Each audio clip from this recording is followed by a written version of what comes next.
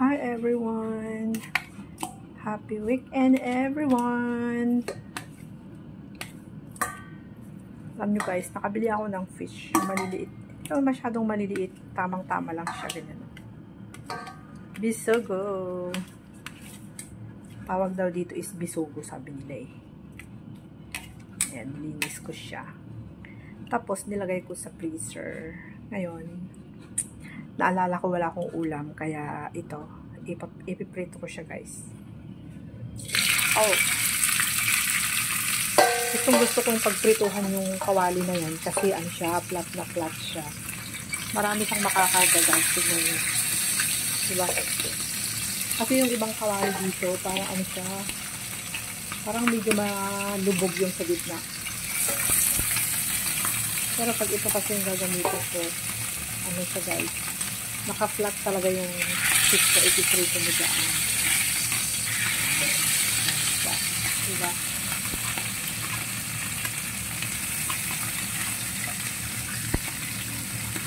Tapos marami siyang makakarga. Ay.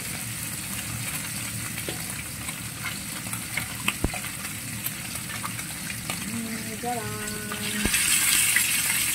Okay. Kesa naman yung ibang kawali yung gagamitin ko, napakaano siya, maliit lang yung iba. Tapos yung isa yung malaki, parang ano kasi siya eh, nakalubog yung sa gitna. Kaya hindi siya pwede yung pagprituhan. Konti lang yung tapos yung isda, hindi sila straight sa ilalagay. Yung isda, nakabend yun yung katawan. So, ilalagay ko na yun para ano. Yan. Saka ito kasi guys, is non-stick siya. Pero ano na siya, medyo luma na siya, pero maganda pa rin. Hindi pa rin dumidikit yung mga piniprito ko dyan, kaya gusto ko siya. Matagal na yung kawali na namin ito. Matagal na itong kawali na to eh. Ilang taon na, tibay niya.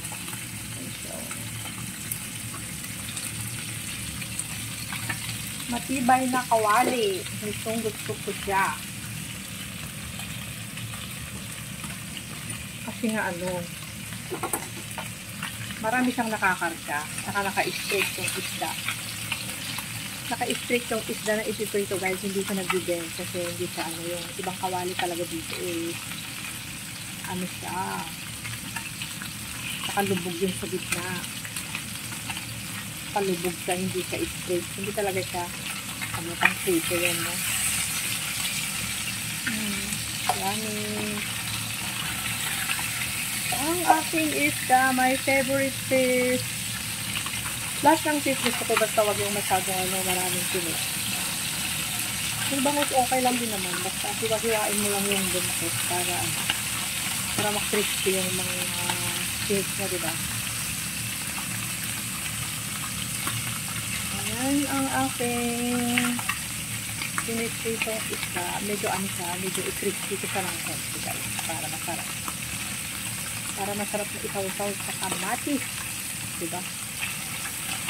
Masarap pag mainit pa. Di pa nga ako naglalunch eh. Late lunch ko ngayon guys, kasi nabit ako ng mga dito sa bahay. Oh, mahirap na ako ibalikin. Balik pa rin natin. Yan. Isa ko lang dito sa bahay, kaya ano, high plate na ako matulat. So, okay lang ito. Maingay yung aking ito. Ang fish! Yummy yummy fish! Sarap isaw-saw sa kamatis, sarap isaw-sado. Lahat ng gusto mo pwede. Anong gusto mo? Isaw-saw sa kamatis na may sabaw ng bagoong at saka kalamansi. Kung gusto mo rin lagyan ng sibuyas, yung onion, yung shallot, pwede rin para medyo mabango-bango ang iyong bunganga. Ganun lang yun. Alright. Lapit na siyang maluto guys. So ito, ulam ko mamayang gabi. Hanggang bukas, hanggang Lunes pa rin. Basta paglalagyan ko siya ng kamatis. Kahit ano lang. Isa lang yung nauulam ko or pag meron siyang kasamang gulay, isa lang yung nauulam. Kasi minsan nagbibigay rin ako ng plain vegetables. Uy, bakit ayaw mo mabaliktad? Madurog ka. Gusto mo baliktad ito po stick ko sa rin.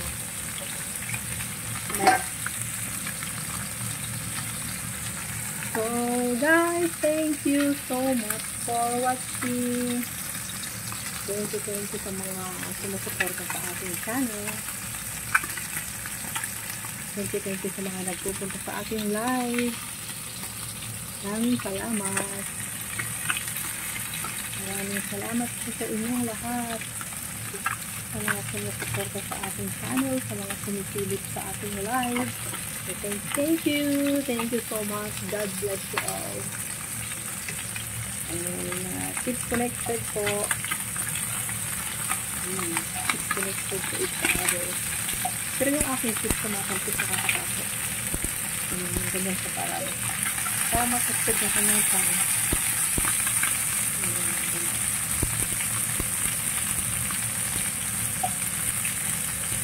Slowly. Alright. Yan. Okay. Ganda talaga yung kawali na tagis sa pagpupuhan, guys. Tips ko nakaunak talaga siya. Ayan. Ang kaganda ng prito niya. Hindi talaga siya magiging.